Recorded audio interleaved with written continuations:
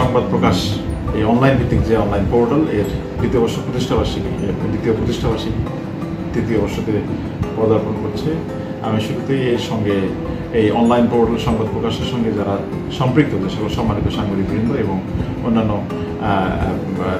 সংশ্লিষ্ট যারা প্রত্যেকেই আমি অভিনন্দন জানাচ্ছি যে 2 বছর পূর্ণ করে 3 বছরে তারা পদার্পণ করছে। আমি বিশ্বাস করি যে আমাদের যে মিডিয়া জগতে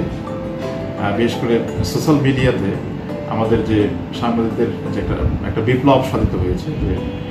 ভিডিও কন্টেন্ট থেকে শুরু করে ইনস্ট্যান্ট যে মেসেজগুলো সংবাদগুলো আমরা পাই এবং এইগুলো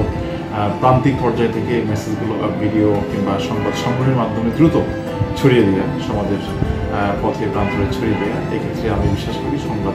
প্রকাশ অনন্য এবং অসাধারণ ভূমিকা পালন করছে।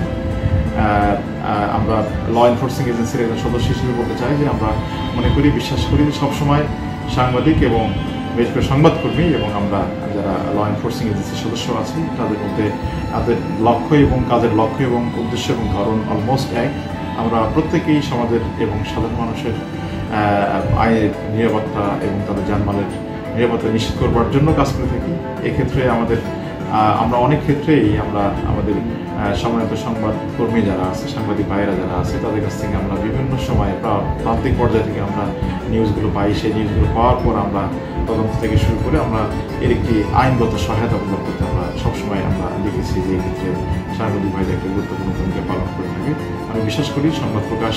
যে অনলাইন পোর্টাল, সেই অনলাইন পোর্টাল তাদের পেশাদারিত্ব, তাদের প্রত্যেক সদস্যদের পেশাদারিত্ব এবং তাদের অভিজ্ঞতা দিয়ে আমাদের সামাজিক যে